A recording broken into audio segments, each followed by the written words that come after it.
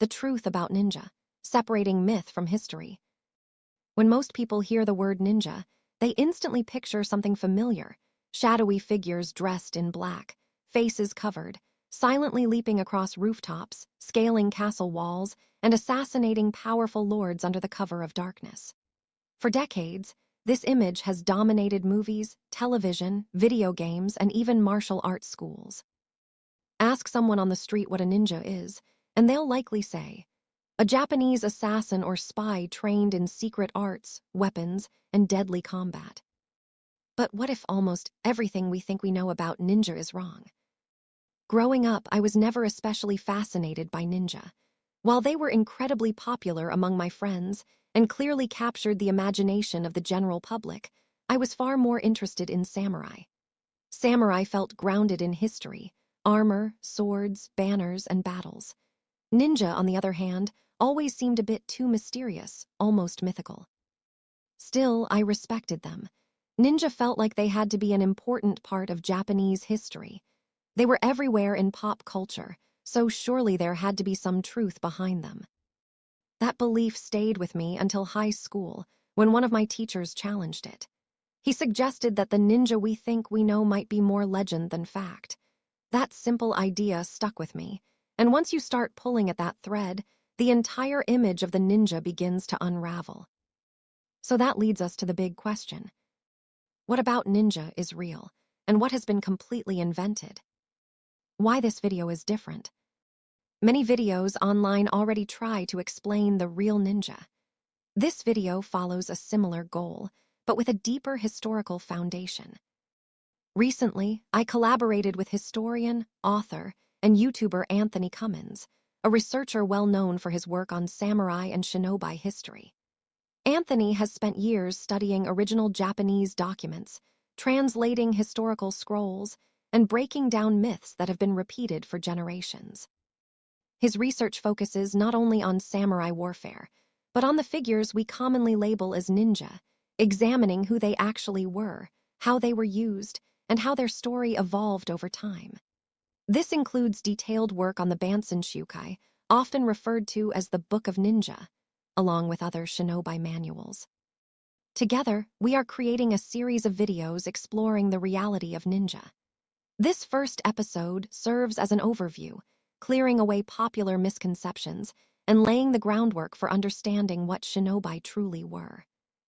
Why ninja are so hard to understand? One of the biggest problems historians face is timing.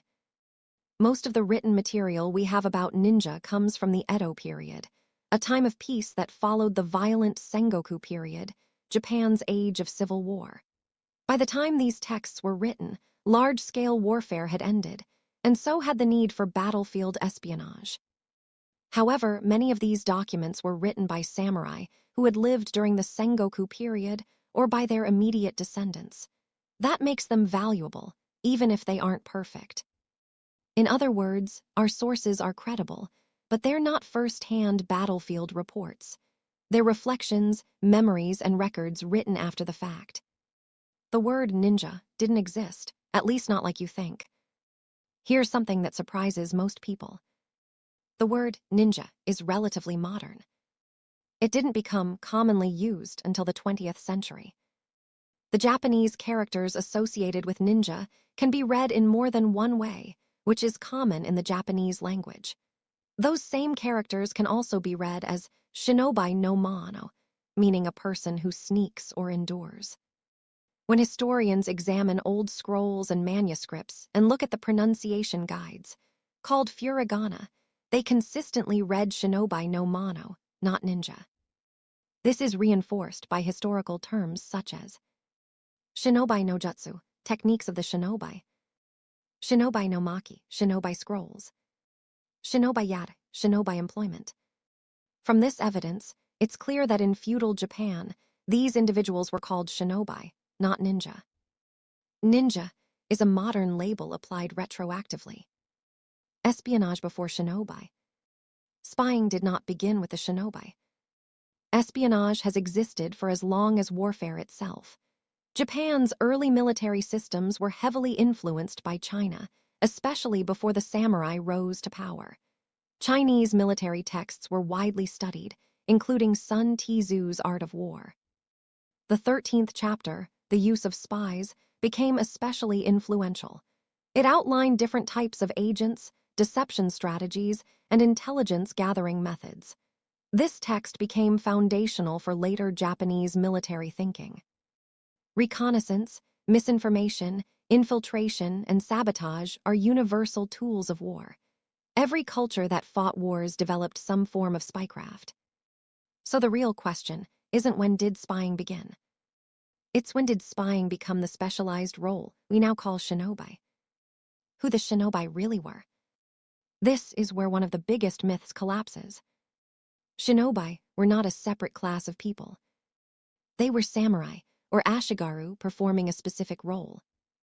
Just as a samurai could serve as a commander, scout, archer, or medic, they could also serve as a shinobi.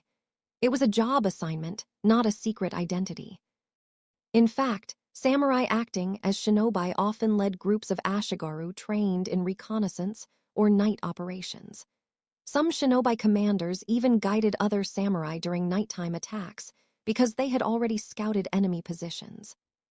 This completely destroys the idea that ninja were outsiders or enemies of the samurai. They were part of the same military system. What shinobi actually did. Shinobi responsibilities included gathering intelligence, scouting enemy terrain, infiltrating rival clans, spreading false information, sabotaging infrastructure, creating confusion behind enemy lines. They analyzed troop numbers, supply routes, economic strength, and political alliances, then reported this information to their commanders or daimyo. One thing stands out here. Assassination is not a core duty. Despite popular belief, there is no confirmed historical evidence that shinobi regularly assassinated targets. Some documents suggest that if a shinobi found an opportunity to eliminate an important enemy, they might do so, but that does not make them professional assassins. Assassination is a political act. Anyone can commit one. There is no clear historical record linking specific assassinations to shinobi. Ega, Koka, and the myth of ninja clans. Two regions are often associated with shinobi activity, Ega and Koka. These were not secret ninja states. They were regions governed by samurai clans who formed cooperative alliances for mutual defense. Historical documents show that these families created rules, councils, and agreements to protect their land. There were no ninja clans, only samurai clans with expertise in espionage. Even the famous Hattori family did not rule Ega. For much of the Sengoku period, the region was controlled by the Rikaku clan, a well-documented samurai family. A Sengoku-era military text states that men from Ega and Koka were hired across Japan to serve as shinobi for different daimyo, functioning much like early special forces. Famous shinobi figures. Hattori Hanzo was a real historical figure, but his legacy is complicated. The name Hattori Hanzo was passed down through generations. The Hanzo who served Tokugawa Ieyasu, often called Devil Hanzo, was likely a samurai leader who commanded shinobi units. Beyond that, details are limited. Fuma Katero, who served the Hojo clan, was not from Ega or Koka. He was likely a skilled criminal who entered samurai service, showing that shinobi roles could be filled by anyone with the right talents. The Sanada 10 Braves, however, appear to be fictional. Stories about them only emerge centuries later and are heavily romanticized. The Edo period and the birth of the ninja myths. During the peaceful Edo period, the need for shinobi declined. Without war, there was little use for battlefield espionage. Some shinobi became guards, others returned to farming. Ironically, this peaceful era produced the most writing about shinobi. Over time, shinobi were reimagined as masked thieves rather than military agents. By the 20th century, the word ninja replaced shinobi entirely. Western pop culture accelerated this transformation, especially after the 1967 James Bond film You Only Live Twice, which cemented the black-clad ninja image. Japan embraced this fictional version, and the modern ninja was born. Ninja today. Today, ninja are everywhere. Games, anime, movies, toys, cafes, museums, and martial arts schools. They are one of Japan's most recognizable cultural symbols. But the truth is clear. The ninja of pop culture never existed. What did exist were shinobi, samurai and soldiers trained in intelligence, deception, and reconnaissance. Our modern image is the result of centuries of storytelling. In the next video, we'll dive into the Bansen-shukai, exploring real shinobi techniques, tools, and manuals like the Shininki and Shinobi Haiden. Thanks for watching, and stay curious.